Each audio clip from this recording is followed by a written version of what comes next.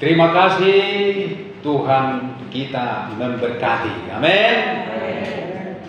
Apa kabar Bapak Ibu Saudaraku? Dahsyat luar biasa. Puji Tuhan. Mau lihat nama Tuhan. Amin.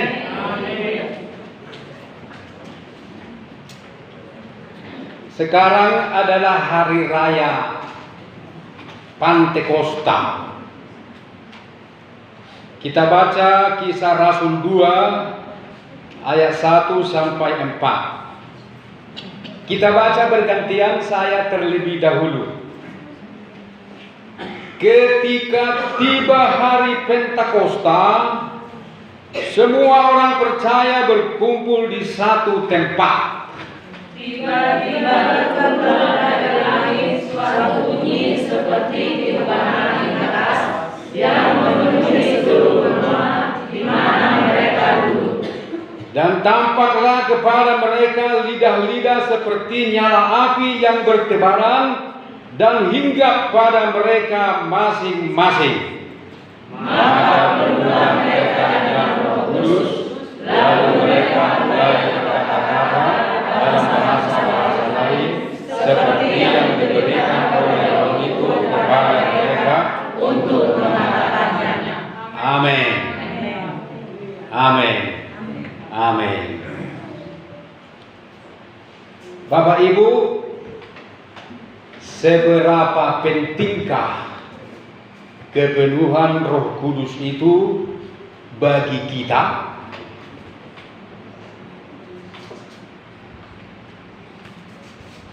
Bagi Yesus dipenuhkan dengan Roh Kudus adalah perkara yang amat penting terjadi di dalam gerejanya, di dalam hidup murid-muridnya. Karena tanpa pertolongan Roh Kudus, orang-orang yang percaya tidak mampu hidup berkenan kepada Tuhan, tidak akan diberkati, tidak akan tidak akan diberkati. Aku nggak punya Roh Kudus, nggak diberkatinya aku, katanya kan? Karena ada orang yang penuh Roh Kudus berdoa untukmu, makanya kau diberkati. Amin. Jadi sangat penting. Bahkan gereja Tuhan bisa bertumbuh sampai sekarang bukan karena siapa-siapa, tetapi karena pertolongan Roh Kudus. Karena inilah zamannya Roh Kudus. Zaman Allah Bapa sudah berlalu, zaman Allah Anak sudah berlalu pula. Inilah zaman Roh Kudus, di mana Roh Kudus memegang peranan penting dalam gereja. Kalau kita baca dalam Kisah Para Rasul 9 ayat 31, Kisah Rasul 9 ayat 31 berkata begini: selama beberapa waktu jemaat di seluruh Yudea, Galilea dan Samaria berada dalam keadaan damai. Jemaat itu dibangun dan hidup dalam takut akan Tuhan. Jumlahnya makin bertambah besar oleh pertolongan dan penghiburan Roh Kudus. Ini terjadi bukan hanya di dalam gereja, tetapi juga akan terjadi di dalam hidup tiap-tiap jemaat, di mana jemaat-jemaat pun akan bertambah besar oleh pertolongan Roh Kudus. Yesus sendiri, dia melakukan tugas-tugasnya selama dia di bumi oleh Roh Kudus. Dalam Kisah Para Rasul 10 ayat 38. Kisah Rasul 10 ayat 38. Saya mulai ayat 37 mulai. Kamu tahu tentang segala sesuatu yang terjadi di seluruh tanah Yudea, mulai dari Galilea, sesudah baptisan yang diberitakan oleh Yohanes, yaitu tentang Yesus dari Nazaret, bagaimana Allah mengurapi dia dengan Roh Kudus dan kuat kuasa.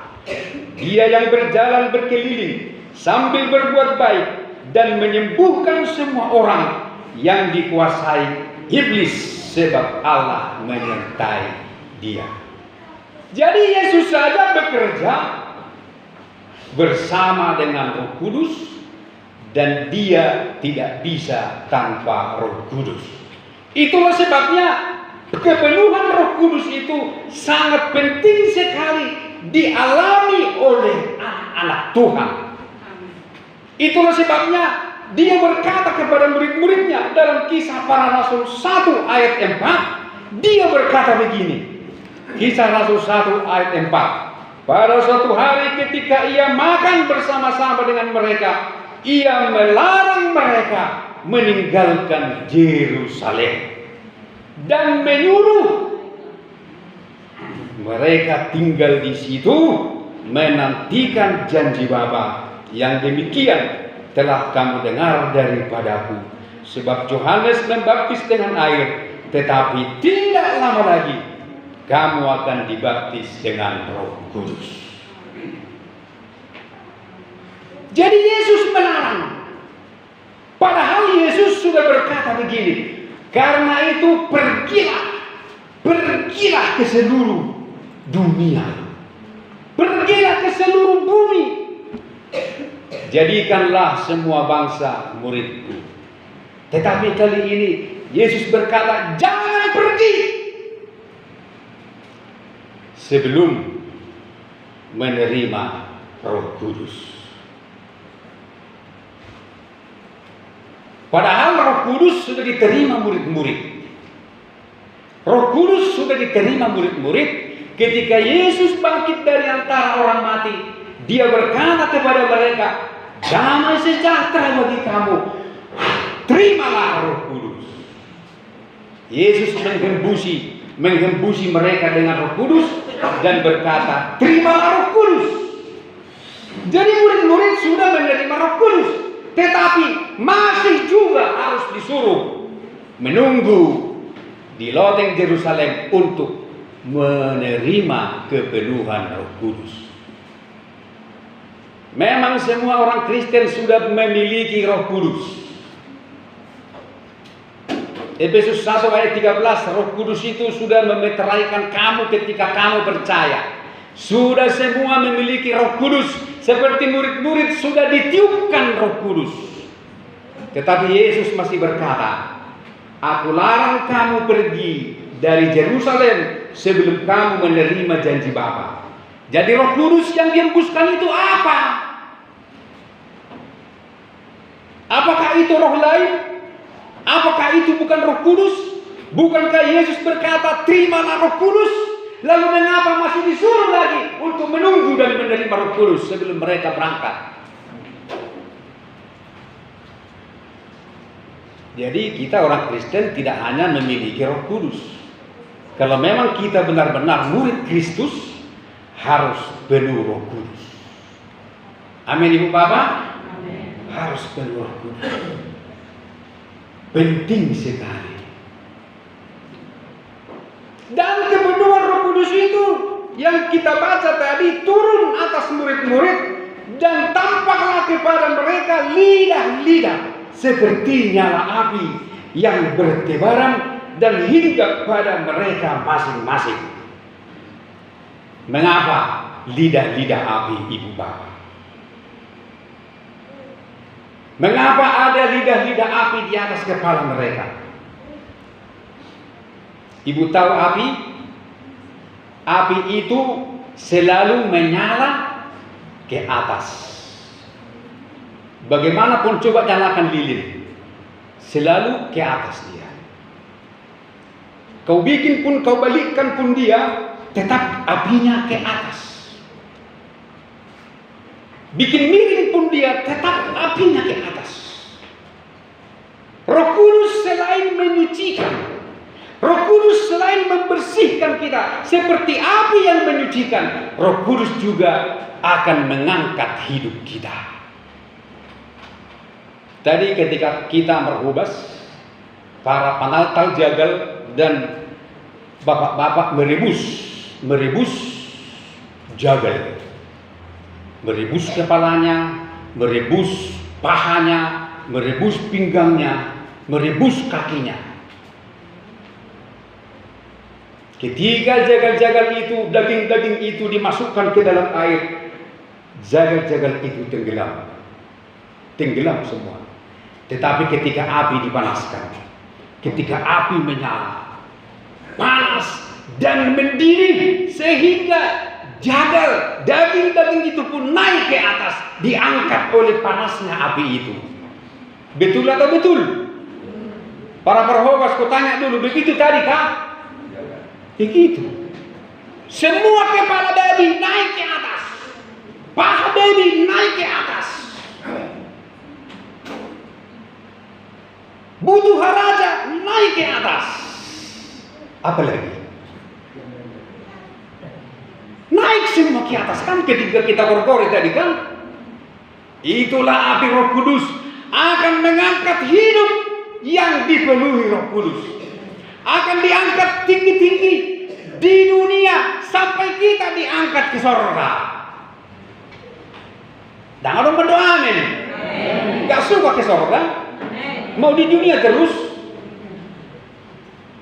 Ku bilang ke surga semua melek. Jadi Roh Kudus itu akan mengangkat orang yang dipenuhi Roh Kudus. Roh Kudus akan mengangkat hidupnya.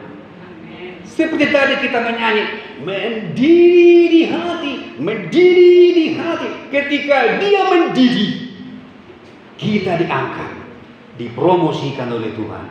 Yang mau dipromosikan Tuhan katakan amin. Amin. Ekonomi pun akan diangkat. Batal tergugur merosikan. Nak kaning surga dan berdoa amin. Giliran ekonomi, atau nanggung jual berdoa amin di mana? Itulah makanya lidah-lidah api.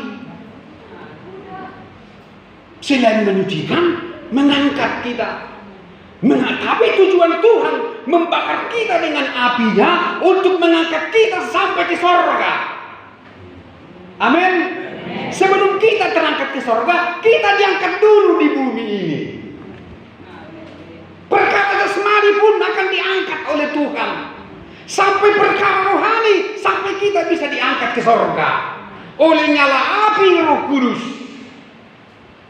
Jadi tidak percuma Tuhan memberikan Roh Kudus. Tahu nggak Ibu Bapak? Roh Kudus itu adalah roh yang Allah ingini, yang Dia berikan dengan cemburu kepada manusia. Sebenarnya Dia cemburu memberikan rohnya. Dia mengingini roh itu. Tapi ada banyak manusia yang tidak mau menghargai.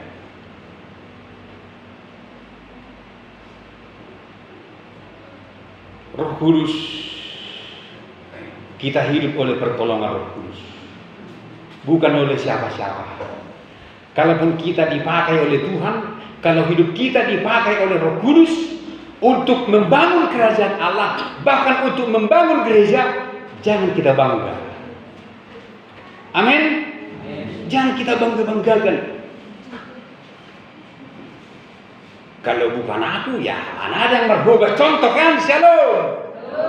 Kalau bukan aku, mana bisa itu.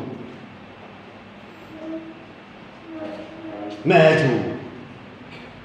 Gereja ini maju karena pertolongan Roh Kudus, bukan karena siapapun.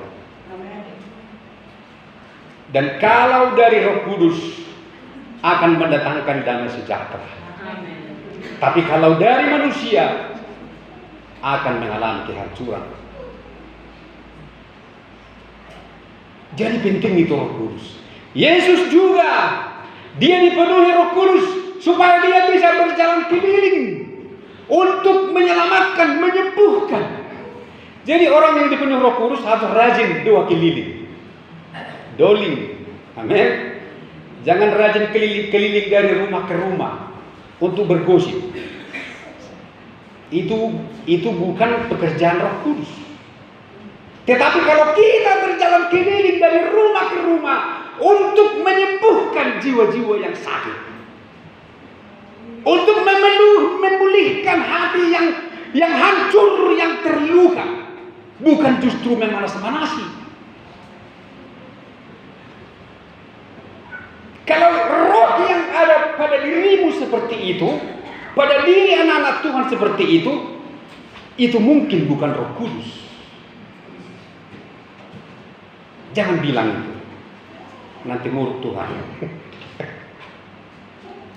Jadi itulah makanya Yesus berkata, jangan keluar.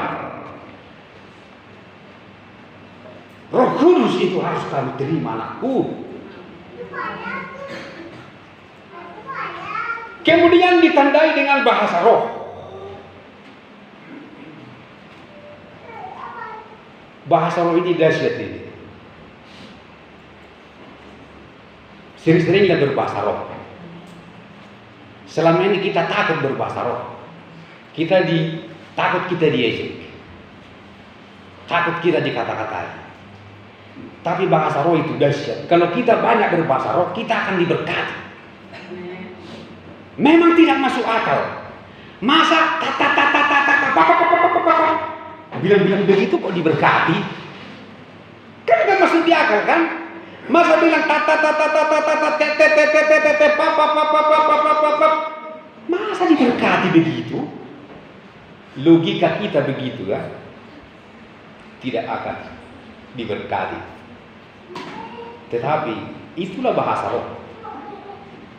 Paulus berkata, aku mengucap syukur, aku lebih banyak berkata-kata dalam bahasa roh daripada kamu semua. Kata Paulus. Bahasa roh itu perlu ibu bapak kita miliki. Amin. Bagaimana kita supaya bisa punya Roh Kudus dan bisa berbahasa roh? Kita harus percaya dan rindu. Amin. Kemudian kita meminta, ngomong, jangan jongong.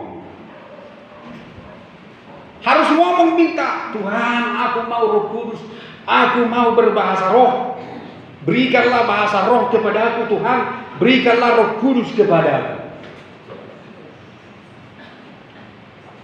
Dan bahasa roh itu diberikan oleh Tuhan sebagai tanda kepenuhan Roh Kudus. Yang kedua, kita akan bisa berbahasa roh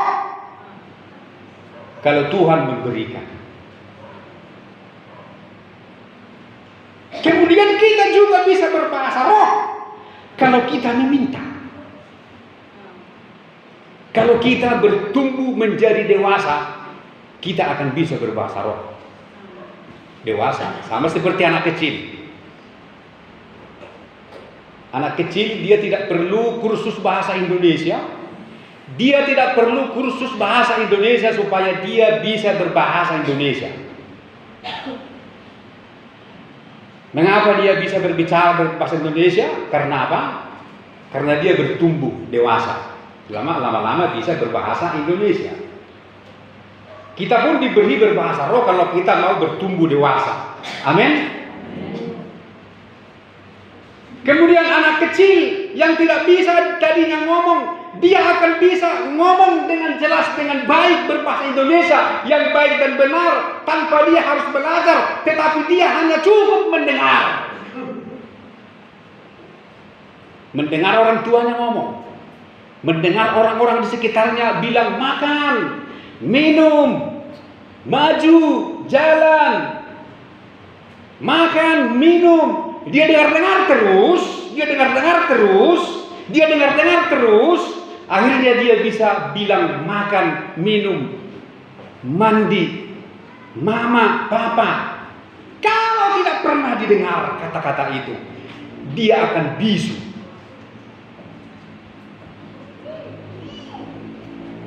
Mungkin kita tidak bisa berbahasa roh, saudara tidak pernah bisa berbahasa roh, karena tidak ada di lingkungan gerejamu yang berbahasa roh. Dengar saja. engkau berdoa, Tuhan aku rindu berbahasa roh seperti dia. Fokus minta. Setelah diberikan, jangan peduli orang lain. Orang lain mau ngejek, mau ngapain, jangan peduli. Fokus saja sama Tuhan. Bahasa roh itu dahsyat ibu bapak. Mulu buai melamar tokar pejago suami istri berbahasa roh mah. Bisa berbahasa roh. Kalau suami istri bertengkar langsung berbahasa roh, maka pertengkaran selesai. Ya kan? Kalau bertengkar di rumah suami istri dengan bahasa Indonesia, bahasa Batak, bahasa yang bisa dimengerti, pertengkaran lanjut. Tapi kalau berbahasa roh, kita bahasa roh Pak ya, damai kita damai.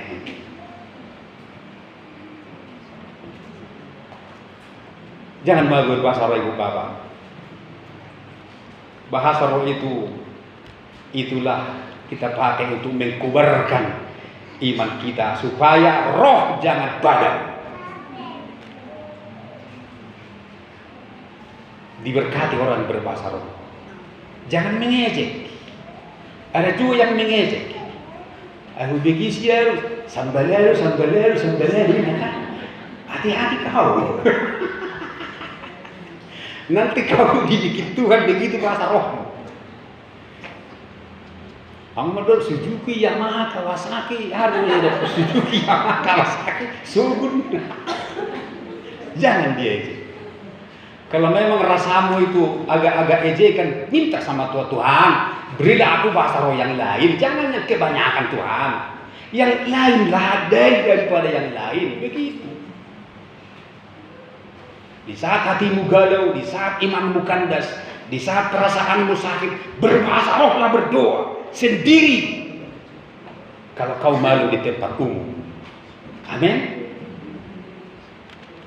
Nah sekarang bagaimanakah Roh Kudus itu bekerja? Sedikit lagi, begini Bu Bapak. Kita baca dulu Kisah Rasul 1 ayat yang ke-6. Maka bertanyalah mereka yang berkumpul di situ, Tuhan, maukah Engkau pada masa ini memulihkan kerajaan bagi Israel? Jawabnya, Engkau tidak perlu mengetahui masa dan waktu yang ditetapkan Bapa sendiri menurut kuasanya. Inilah pertanyaan murid-murid, dan Yesus pun menjawabnya tidak nyambung. Maunya Yesus berjawab, mau. Tidak mau. Tetapi Yesus berkata, engkau tidak perlu mengetahui masa dan waktu yang ditetapkan Bapa menurut kuasanya. Mungkin dalam hidup ini kita bertanya kepada Tuhan, kita berkata kepada Tuhan, Tuhan, mungkin saat ini kah aku dipulihkan? Aku mau dipulihkan Tuhan saat ini. Aku mau diberkati saat ini. Saat ini saat yang tepat bagiku untuk diberkati. Inikah saatnya Tuhan aku diberkati? Murid-murid ini kan mereka minta dipulihkan karena waktu itu Israel dijajah, dihantam, hidup pahit, sesak, kemiskinan di mana-mana, perampok di mana-mana, tentara pun jahat-jahat. Mereka menderita waktu itu, sehingga mereka pun berpikir bahwa Yesuslah satu-satunya yang layak menolong mereka. Memang Yesuslah yang layak menolong mereka. Tidak ada yang lain.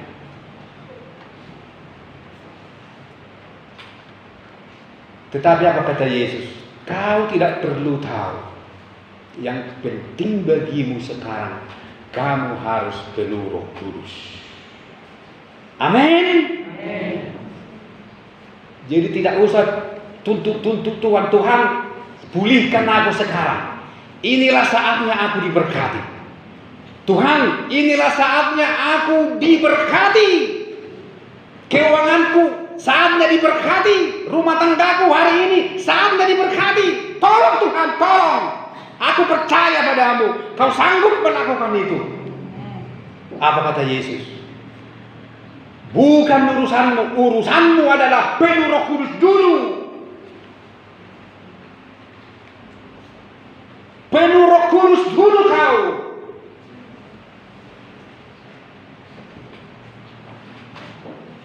Maka tiba saatnya kau dipulihkan.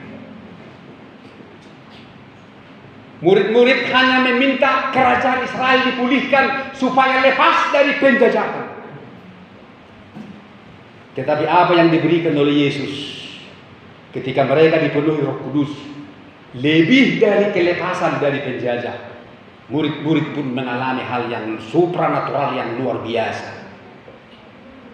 Jadi penting itu kepenuhan Roh Kudus, Ibu Bapak. Amin. Itulah yang ditekankan oleh Tuhan di dalam hidup kita, bukan pemulihan. Pemulihan datang sendiri. Berkat datang sendiri. Kalau kita dipenuhi Roh Kudus. Yang percaya katakan amin. Amin. Pegang itu. Ini kan hari Pentakosta. Perayaan yang besar yang dirayakan oleh gereja. Oleh karena itu maknanya harus kita tangkap. Kita harus ikut terjun di dalamnya untuk penuh Roh Kudus.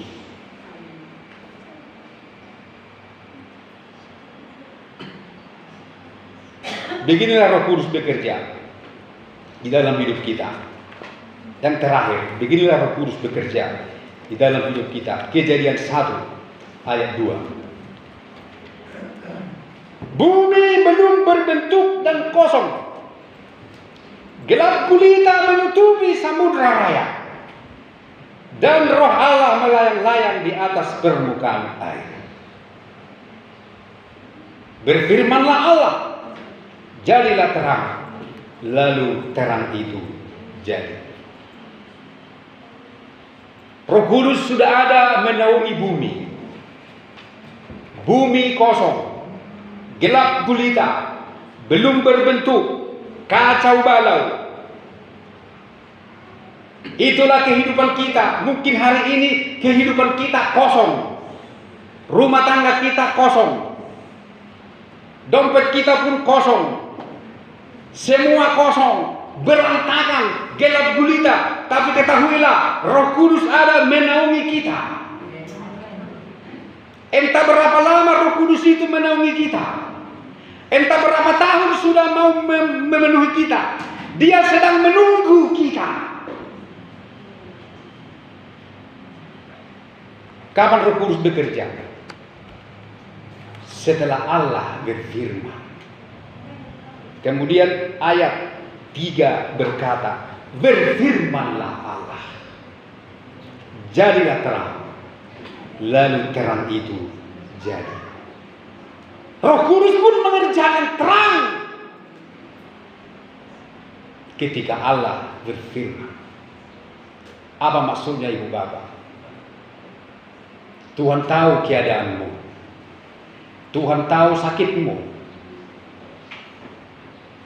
Tuhan tahu karena Dia menaungi seluruh kehidupan kita. Tuhan tahu, Tuhan tahu, Tuhan tahu. Tapi perkatakanlah firman Tuhan. Ngomonglah firman Tuhan. Kalau berdoa, jangan sebutkan keburukanmu dalam doamu kepada Tuhan. Tuhan tahu itu.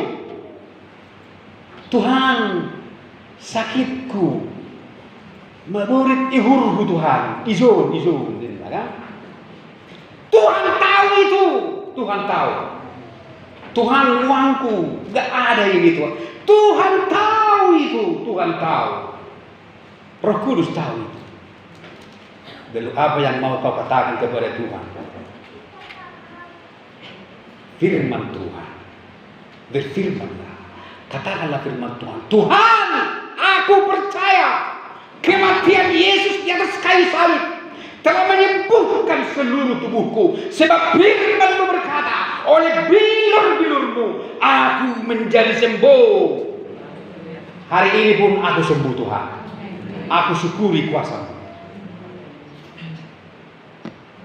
Amin. Di saat kita berkekurangan, jangan bilang Tuhan gak ada uangku ini. Beginilah kesianu segini, sama anakku sekian lagi sianu. Tuhan tahu katakanlah kepada Tuhan, firman-Mu berkata, Tuhan adalah gembalaku, takkan kekurangan aku. Firman yang kau katakan akan bekerja mencukupkan semua keperluan kita. Amin. Jadi jangan katakan yang buruk-buruk kepada Tuhan, supaya Roh Kudus bekerja. Roh Kudus melayang-layang di atas hidup kita. Dia menaungi bumi yang kotor dan penuh dosa pun dinaungi Tuhan. Apalagi hidup kita anak-anak Tuhan pasti dinaungi Roh Kudus. Tetapi Dia menunggu kita. Roh Kudus menunggu kita. Apakah kita mau berkatakan firman Tuhan? Tuhan, aku percaya bahwa firman-Mu berkata dalam kitab Roma bahwa orang yang percaya kepadamu tidak akan dipermalukan. Amin. Firman-Mu berkata Tuhan bahwa orang yang menyebut dan memanggil nama-Mu akan diselamatkan. Tuhan, firman-Mu berkata bahwa rancangan-Mu bukanlah rancangan kecelakaan, tetapi rancangan damai sejahtera yang hendak memberikan kepadaku hari depan yang penuh berharapan. Maka jadi dalam nama Yesus. Berani berkata begitu. Kita naila do. Anto isa ambil tekna kan. Dan ada beda kita itu gereja besar. Gereja Protestan besar, nah ada beda kita. Dalam keyakinan, dalam optimis, dalam berkata-kata, kita kalah dengan gereja-gereja yang idahmu misalnya di kota-kota besar, mujizat demi mujizat terjadi di gerejanya. Mujizat terjadi. Tapi lihatlah mereka. Mereka berapi-api, spirit mereka berapi-api. Berdua pun mereka bakar. Tak malu-malu berbahasa roh. Tak malu-malu untuk berbahasa roh. Tak malu-malu.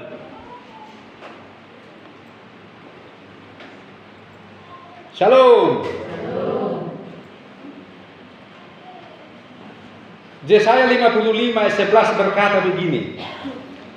Firman-Ku yang keluar dari mulutku, ia tidak akan kembali kepadaku dengan sia-sia, tetapi ia akan melaksanakan apa yang Ku kehendaki dan akan berhasil dalam apa yang Kusuruhkan kepadanya. Amin. Jadi mulai hari ini gantilah cara berdua.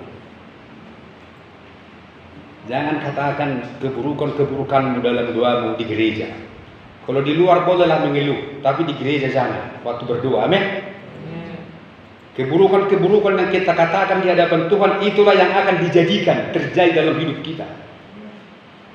Tetapi kita harus berkata firman Tuhan, supaya Roh Kudus yang ada menaungi kita, Dia bekerja ketika kita mau memperkatakan firman Tuhan. Ketika bumi gelap gulita, Roh Kudus melayang-layang. Kosong.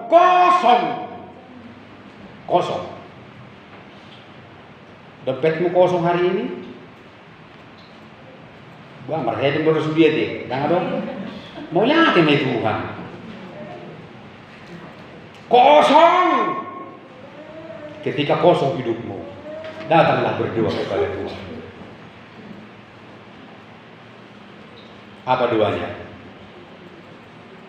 Tuhan, firman-Mu berkata, diberkatilah orang yang mengandalkan Tuhan. Amin. Gak usah kau hafal seluruh Alkitab. Satu ayat pun yang bisa kau perkatakan setiap hari, itu akan bekerja. Amin. Rubah cara berdoa kita. Tuhan sudah sembuhkan kita. Bukankah Dia berkata sudah selesai? Yesaya 53 berkata, oleh bilur-bilurnya kamu menjadi sembuh. Lalu mengapa kita masih ragu? Kenapa? Karena kita tidak bersyukur. Jadi kita bersyukur saja. Firman Tuhan berkata, sesungguhnya sakit penyakit kita lah yang ditanggungnya. Dia tertikam oleh karena pemberontakan kita.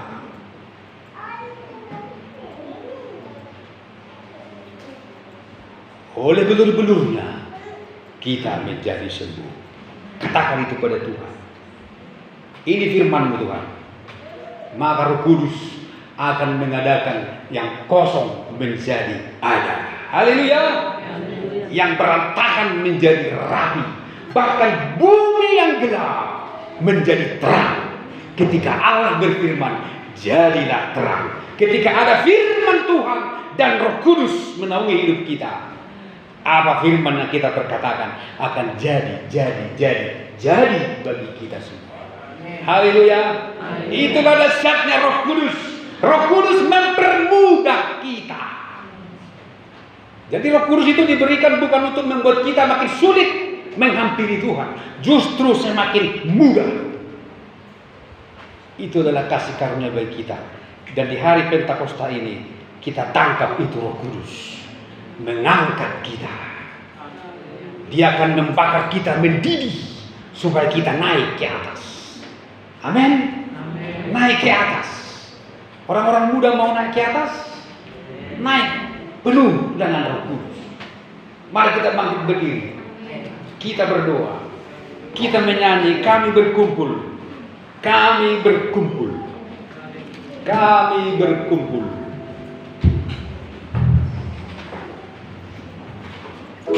Kami berkumpul Tuhan di hadapan tahta-Mu.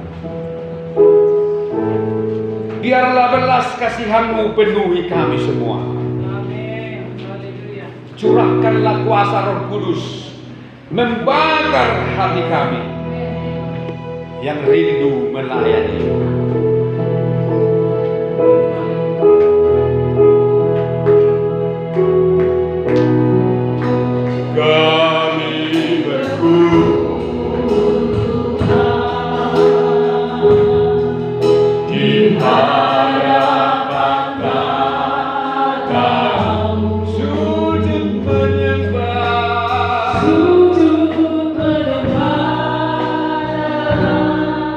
Jadikan